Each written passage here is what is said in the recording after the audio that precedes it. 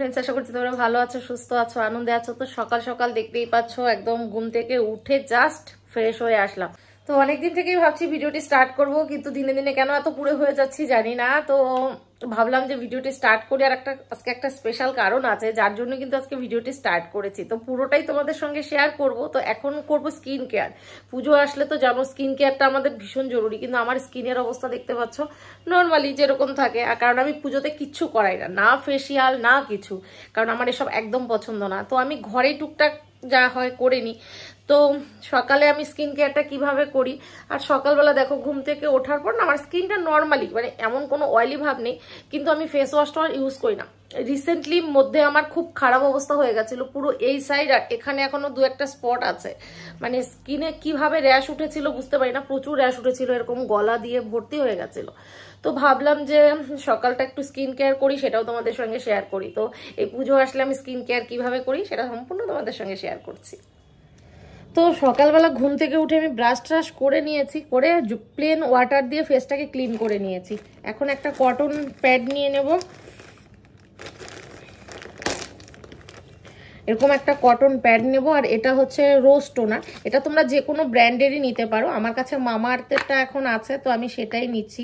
কারণ আমার কাছে মনে হয় যে যাদের সেনসিটিভ স্কিন বা যাদের মানে খুব অয়েলি তারা ফেস ওয়াশটা ইউজ করতে পারে। আমাদের মতো যাদের সেনসিটিভ বা একটু নর্মাল টাইপের, তাদের জন্য ফেস ওয়াশের দরকার নেই। জাস্ট রোজ ওয়াটারটা দিয়ে এভাবে একটু ক্লিন করে নিলেই কিন্তু সমস্ত ডাস্ট উঠে যায়। তো সকাল সকাল উঠে এত কিছু করার একদমই সময় থাকে না। নর্মালি আমি এরকম করে কটন প্যাড দিয়ে ফেসটাকে ক্লিন করে সানস্ক্রিন মেখে নিই। আর দেখতেই পাচ্ছ সানস্ক্রিন এখানে রয়েই গেছে, এটা মামা আর্থের রিসেন্টলি নিয়েছি। কারণ আমার মধ্যে বললাম তোমাদের যে আমার স্কিনের অবস্থা ভীষণ খারাপ হয়ে গেছিল, তো তারপরে থেকেই এটা ইউজ করছি।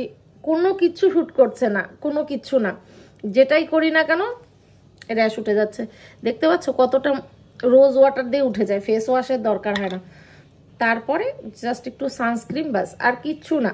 সকাল টাইমটা এসব একটু যদি আমরা যত্ন করি স্কিনটা কিন্তু অনেকটাই ভালো থাকে। আর আমরা যারা হাউস ওয়াইফ তাদের তো সকালবেলা ঘুম থেকে উঠেই গ্যাসের কাছে। তো দেখতে পাচ্ছ কতটা হাইড্রেট হয়ে গেল লাগানোর সঙ্গে সঙ্গে সানস্ক্রিনটা। অনেক দিন থেকেই ভাবি যে তোমাদের সঙ্গে ভালো কিছু রিভিউ ভিডিও শেয়ার করব। আর আজকে একটা বিশেষ কারণে সকালবেলা ওঠার পরেই মনে হলো কি যে না ভিডিওটি স্টার্ট করি, তো তাই।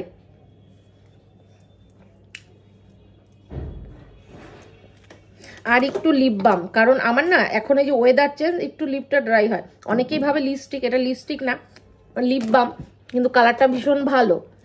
তো ভাবলাম যে চলো এখন আজকে কি করি না করি, সারাটা দিন কিভাবে কাটাই সম্পূর্ণই তোমাদের সঙ্গে শেয়ার করব। তো দেখতেই পাচ্ছ রান্নাঘর পুরো ক্লিন করে কিন্তু গেছি। আমি কি করি, ব্রাশ করে নিয়ে রান্নাঘর একদম ক্লিন করে তারপরে যাই। আর দেখো স্কিনটা এখন কতটা হাইড্রেট লাগছে। সানস্ক্রিনটা বেশ ভালো, না চিপচিপে না কিছু, খুবই ভালো। আর এদিকে আমার বাজারও চলে এসে, তো চলো একটু ফটাফট একটু চা বানাই, খাই, তারপর তোমাদের সঙ্গে আবার কথা বলছি।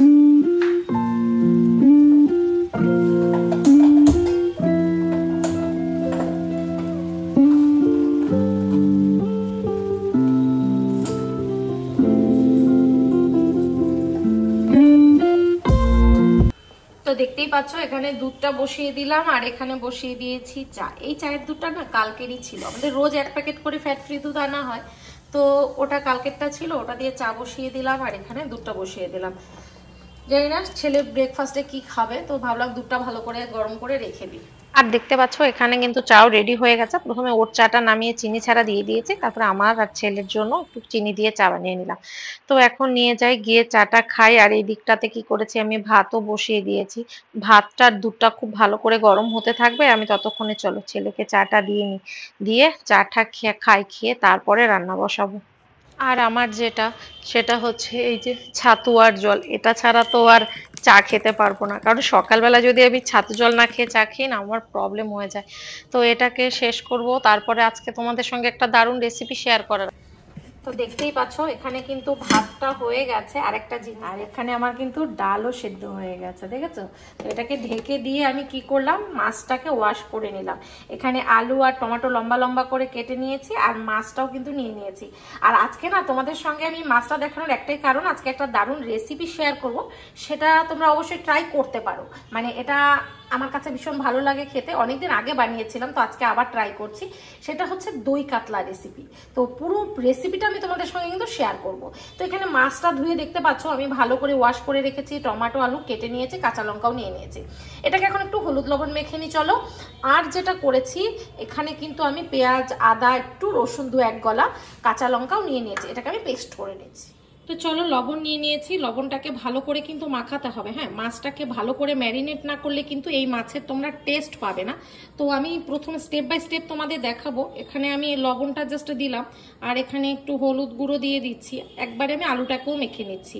আর এটাকে এখন আমি ম্যারিনেট করব, কিভাবে করছি ফুল প্রসেস তোমাদের সঙ্গে শেয়ার করছি। তো এখানে যেটা আমি ইউজ করছি সেটা হচ্ছে আমুলের এই টক দইটা ইউজ করব। তো এখানে আমার আগের দিনের আছে, তো এটাই আমি ইউজ করছি। তো এখন আমি কি করব, এটাতে ভালোভাবে টক দইটাকে কিন্তু মেখে নিতে হবে। তোমরা টক দইটা না আগেও ফেটিয়ে নিতে পারো, কিন্তু আগে ফেটিয়ে নিলে কি হবে বলো তো, মাখতে সুবিধা হবে। এটাও মাখতে আমার এইভাবেই সুবিধা হয়, যার জন্য আমি এইভাবেই করছি। আর যেটা দিচ্ছি সেটা হচ্ছে একটু লাল লঙ্কার গুঁড়ো, কালারটা ভীষণ ভালো আসবে। তারপর তোমাদের দেখাচ্ছি কিভাবে ম্যারিনেটটা করছি। তো দেখতেই পাচ্ছ এখানে সবকিছু রেডি। আর এখানে এখন যেটা রেডি করে নিলাম, তোমাদের যে পেঁয়াজ, কাঁচা লঙ্কা আর আদা রসুনের পেস্টটা দেখালাম, সেটাকে কিন্তু আমি 1 চামচ বা আর একটুখানি নিয়ে নেব। এটা আমার রান্নাতেও কিছুটা লাগবে, আর কিছুটা লাগবে এই ম্যারিনেশনের জন্য। তো এটাকে আমি এখন সুন্দরভাবে কিন্তু ম্যারিনেশনটা করে নেব। আর এটার টেস্ট কিন্তু এভাবেই আসবে, আমি তোমাদের আগেই বলে দিচ্ছি। আর এটাকে মাখবো কিভাবে সেটাও আমি তোমাদের সঙ্গে কিন্তু শেয়ার করছি। তো এই মাখাটা কিন্তু আমি আমার হাতেই করব, কারণ আমার এটাতেই কিন্তু আমি কমফোর্ট বেশি। তো এটাকে না ভীষণ ভালোভাবে তোমাদের কিন্তু মেখে নিতে হবে। এই মাখার ওপরেই কিন্তু অনেকটা আমাদের টেস্টটা নির্ভর করে।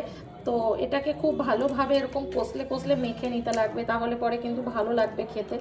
আর মাছ আমরা কিন্তু প্রত্যেকেই রান্না করি, কিন্তু দেখবে যে একই মাছ একই মশলা দিয়ে এক একজনের হাতে এক এক রকম হয়, কারণ প্রত্যেকের এটা হাতের জাদু বলতে পারো। তো আমি খুব একটা ভালো পারি না, যতটুকু শিখেছি তোমাদের সঙ্গে শেয়ার করার চেষ্টা করি। তো এটাকে এভাবে মেখে আমি 1/2 ঘন্টার মতো রেখে দেবো। তোমরা চাইলে কিন্তু এটা আগের দিন রাতেও করে রাখতে পারো, তাহলে বেশি ভালো হয়। এটা আমি করেছিলাম আগে, আমি জানি, কিন্তু আজকে আমার বাজার থেকে মাছই এসছে আজকে সকালবেলা, তো যার জন্য। আর এটা যত মাছটা ফ্রেশ আর ভালো হবে, টেস্ট কিন্তু অতটাই ভালো হবে। তো এভাবে মশলা দিয়ে কিন্তু মাছটাকে সুন্দরভাবে মেখে তোমরা 1/2 ঘন্টার মতো টাইম দিও, তাতে মশলাটা পুরোপুরিভাবে এতে ঢুকবে। তো এটাকে আমি এখন মেখে রেখে দেব, দিয়ে আমি কিন্তু এখন ডালটাকে ফোড়ন দিয়ে নেব। তোমরা দেখলে যে আমার ডালটা কিন্তু ফোড়ন হয়ে গেছে। তো এটাকে এখন আমি রেস্ট করতে দেবো 1/2 ঘন্টার মতো। তো চলো পরে কথা বলছি। তো দেখতেই পাচ্ছ এখানে কিন্তু ডালটা ফোড়ন হয়ে গেছে, আর আমার তো মাছ এখানে ম্যারিনেশন করাই আছে। তো ডালটা নামিয়ে আমি ফটাফট কি করবো ওটা বানিয়ে নেবো। আর ডালটাও না আজকে ভীষণ ভালো হয়েছে। এই মুসুর ডালটা না ঠিক এভাবে, আর আমি না একদম পাতলা ডাল খেতে পারি না, কারেন্টটাও গেল, দেখো কি অবস্থা। তো আমি এরকম একটু ঠিক বানাই, পেঁয়াজ, রসুন ফোড়ন, শুকনো লঙ্কা ফোড়ন দিয়ে। তো তোমরা কে কে এরকম বানাও কমেন্ট করো। তো দেখতেই পাচ্ছ এখানে অনেকটা পরিমাণে তেল কিন্তু আমি নিয়ে নিয়েছি, কারণ মাছগুলি আমাকে ভাজতে হবে। আর এখানে আমি ফোড়নের জন্য গোটা গরম মশলা, শুকনো লঙ্কা, তেজপাতা আর জিরেটা নিয়ে নেব। আর এখানে মাছও ম্যারিনেট করাই আছে আগের থেকেই। আর এই যে ডাল, যেটা আমি মাত্রই বানিয়েছি, দেখতে পাচ্ছ দারুণ টেস্ট হয়েছে। তো চলো মাছগুলিকে আগে ভেজে নিই।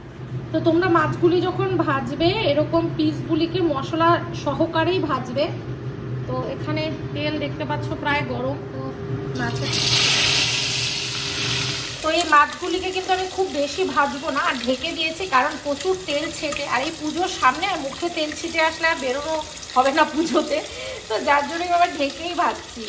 তো এখানে আমি মাছগুলি ভেজে নিয়েছি, মশলা দেওয়ার জন্য একটু লাল লাল হয়েছে। আর এই তেলের মধ্যেই কিন্তু আমি এখন ফোড়ন দিয়ে দেবো।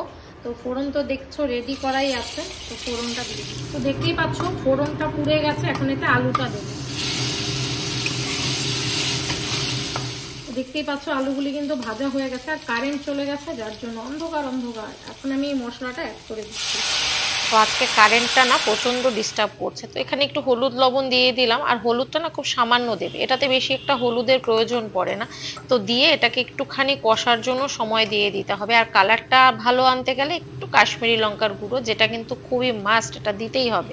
তো এটা দিয়ে এখন কি করব, আমি এটাকে ভীষণ ভালোভাবে কিন্তু কষতে সময় দেবো। তো তোমরা দেখতেই পাচ্ছ কালারটা কত ভালো এসছে। আর যেই দইটা দিয়ে মাখিয়েছিলাম সেই দইটাও কিন্তু আমি মশলা আর দইটা যে ছিল সেটাও দিয়ে দিয়েছি, আর টমেটোর টুকরোগুলোও দিয়ে দিয়েছি। হ্যাঁ, কালারটা দেখতে তো ভীষণ ভালো লাগছে। তো এটাকে এখন একটু কষে নেব। আর কিছু কাজু বাদাম আমি কিন্তু পেস্ট করে, তো দেখতেই পাচ্ছ ঝোলটা থেকে কিন্তু তেল কিন্তু আস্তে আস্তে ছেড়ে দিচ্ছে। হ্যাঁ, আর এখানে আমি কি করেছি, কাজু বাদাম পেস্ট করে নিয়েছি। তো দেখতেই পাচ্ছ তেলটা ছেড়ে দিচ্ছে। তো এখন আমি না এতে একটু চিনি অ্যাড করব, তাতে কি হবে টেস্টের ব্যালেন্সটা ভালো হয় আর কালারটাও ভালো আসবে। তো যার জন্য এটাকে আমি হালকা হাতে এটাকে কিন্তু মিশিয়ে দেব। আর একটা জিনিস আমি এতে ইউজ করব, সেটা তোমরা চাইলে নাও করতে পারো, কিশমিশ। কিশমিশটা আমি খুব পছন্দ করি, যার জন্য দিচ্ছি। তো দেখতেই পাচ্ছ মশলাটা কিন্তু পুরোপুরি কষে গেছে। হ্যাঁ, আর সাইড দিয়ে কিন্তু লেগেও যাচ্ছে। তো আমি এখন কি করব, এতে কাজু বাদাম পেস্টটা অ্যাড করে দেব। এটা দেওয়ার পরে না কালার টোটালি চেঞ্জ হয়ে যাবে, যেরকম টেস্টের চেঞ্জ চলে আসবে সেরকম কালার।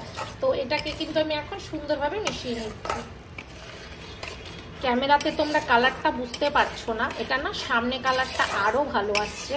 আর এটাকে কিন্তু এখন আমাদের একটু ধীরে ধীরে কষতে হবে, কারণ কি এটার মধ্যে না কাজু বাদাম পড়া মানে হচ্ছে কি একটু লেগে যাওয়ার চান্স থাকবে।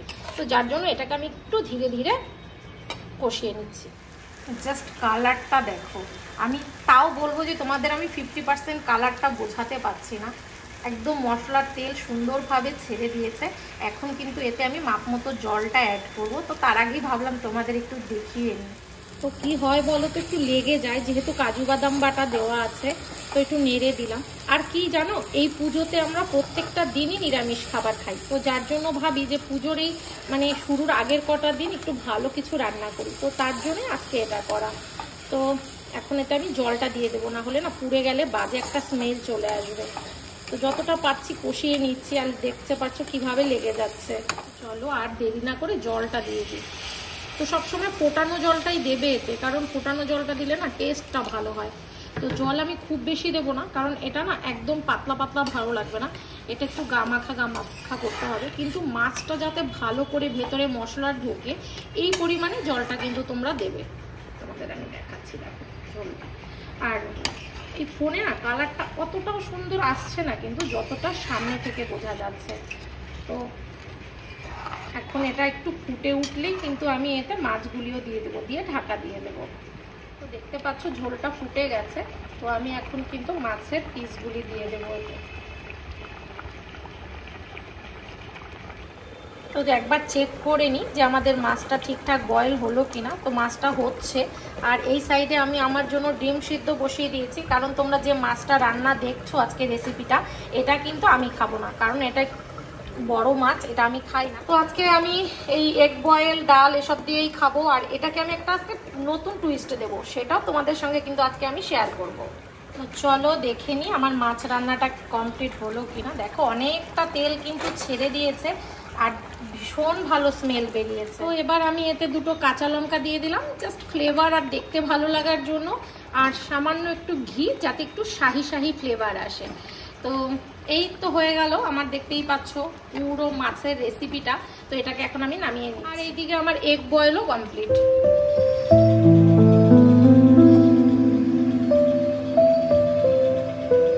তোমাদের বলেছিলাম না যে আমার জন্য একটা দারুণ জিনিস বানাচ্ছি। তো দেখতে পাচ্ছ এখানে ডিম সেদ্ধ, কাঁচা লঙ্কা, পেঁয়াজ কুচি, রসুনটাকে না হালকা পুড়ে নিয়েছি। আর দুটো টমেটোকে কিন্তু ভালোভাবে না পোড়ানো হয়ে গেছে। তো এখন কি করছি, এখানে একটু বেশি করে লবণ নিচ্ছি, তোমরা যে যেরকম খাও নিতে পারো। এটা না টোটালি আমার মানে আমি এভাবে খেতে পারি। একটু সামান্য কাঁচা তেল, এটা দিয়ে না দুটো জিনিস বানাবো। তো তেলটা দেখতে পেলে সামান্য নিয়ে নিলাম। এবার এটাকে না মাখবো। মানে তোমরা কারা এরকম পছন্দ করো জানো, আমাকে জানিও তো। তো এটাকে না একটু চাটনির মতো হয় খেতে, ভীষণ ভালো টেস্টি হয়। সকালের খাবার কিন্তু তোমরা এরকম খেতেই পারো, গরম ভাতের সাথে না এটা ভীষণ ভালো লাগে। তো আগে আমি খেতাম, এখন ও পছন্দ করে, তো ওর জন্যও মাখছি। তো তোমাদের দুটো রেসিপি দেখাবো এখানে। হ্যাঁ, তো এই রসুনও একটু নিয়ে নিচ্ছি, রসুনটাকে খুব ভালো করে একটু পুড়িয়ে নিয়েছি। তো এটাকে না একটু ডোলে ডোলে মেখে নেব। আমার সকালের ভাতে কেন জানি না এখন এসবই ভালো লাগে, এখন একটু ঠান্ডা ঠান্ডা পড়ছে তো তাই। তো দেখতেই পেলে এটা আমি মেখে নিলাম। এবার না ডিমটাকেও একটু মেখে নেবো, তোমাদের সেটাও দেখাচ্ছি। তো এবার কি করব, একটা ডিমকেও আমি ঠিক এভাবে চটকে মেখে নেবো। কেন জানি না আজকে ইচ্ছে হলো যে এরকম পেঁয়াজ কুচি দিয়ে, রোজ তো ডিম বয়েল এমনি খাই, আমার ভাল লাগছে না আজকে খেতে, তো ভাবলাম একটু টমেটো পোড়া দিয়ে মেখে খেয়ে দেখি। ওটা পরে, ওটা মাখবো না, একটা আগে খেয়ে টেস্ট করি। তো তার জন্য না এটাকেও একটু মেখে নিলাম। অনেকটা হয়ে গেছে, তো এটা সবাই মিলেই খাবো, টেস্ট করবো। কাঁচা লঙ্কা আধাটা নিয়ে, আমি খুব একটা বেশি ঝাল যেহেতু খাই না, তো এটাকেও মেখে নিচ্ছি। তারপরে আমি এখন একটু খেয়ে নেব একবারে। এখন কি করি, বেশিরভাগ টাইম একবারে লাঞ্চ করি, সকালে ছাতু জল চা এসবই খাই, খেয়ে 2টোর মধ্যে লাঞ্চ করার চেষ্টা করি। অনেকটা লেট হয়ে যায় তো না হলে আমার। তো তোমাদের একদম সামনের থেকে সমস্ত কিছু দেখালাম। দেখো, একটা হচ্ছে ডিমের ভর্তা, একটা হচ্ছে টমেটো ভর্তা। কোনো একদিন গরম ভাতের সঙ্গে শীতের দিনে খেয়ে দেখো, ইয়াম্মি লাগে। তো ঘড়িতে বেজে গেছে এখন প্রায় 2টো, হয়ে গেছে লাঞ্চ করার টাইম। তো ভাবলাম গরম গরম ভাত আর 2 রকম ভর্তা আর ডাল আর হচ্ছে দই কাতলা, এই দিয়ে আজকে আমরা লাঞ্চটা কমপ্লিট করব। তো ভাবলাম তোমাদের সঙ্গে ভিডিওটি আমি এখানেই শেষ করছি। আশা করছি আজকে অনেক দিন পর তোমাদের এরকম একটি ভিডিও দিলাম, সেটা তোমাদের কাছে অবশ্যই ভালো লেগেছে। আর আজকের এই ভিডিওটি তোমাদের কাছে ভালো লেগে থাকলে অবশ্যই একটি লাইক করে দিও, কমেন্ট করে দিও, শেয়ার করে দিও। হ্যাঁ, সাবস্ক্রাইব করতে একদম ভুলো না। আর তোমরা পুজোয় কে কিরকম টাইপের ভিডিও দেখতে চাচ্ছ সেটাও কিন্তু আমাকে অবশ্যই কমেন্টসে লিখে জানিও। তো চলো আজকে আমরা এখন লাঞ্চ করে নিচ্ছি। তো চলো টাটা বাই বাই, দেখা হচ্ছে নেক্সট ভিডিওতে।